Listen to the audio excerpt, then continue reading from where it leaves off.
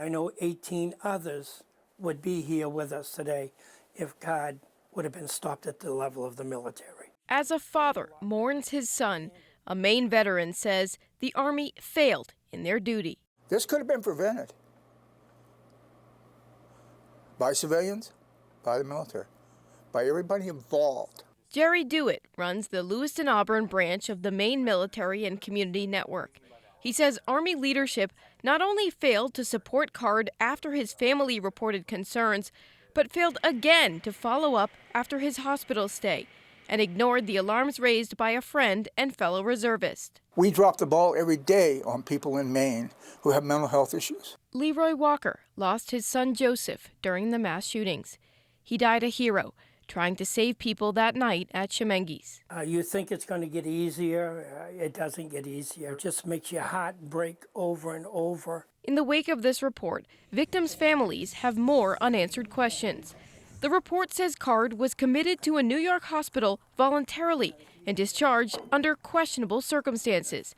Now attorneys for the victims are demanding more information. There's reasons that they refer to it as a voluntary commitment because if, in fact, it was an involuntary commitment, that would trigger their requirements of mandatory reporting under the NICS system.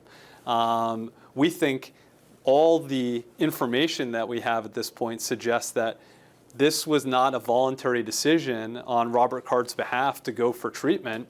Tonight, Maine's congressional delegation is calling on the Army to immediately implement action as a result of this report. I'm not satisfied until I see action.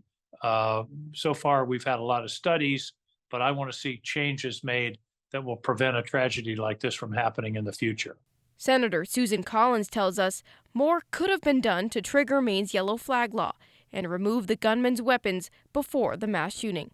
The military made sure he did not have access to his Army weapons, but they did not pursue means of securing his personal weapons.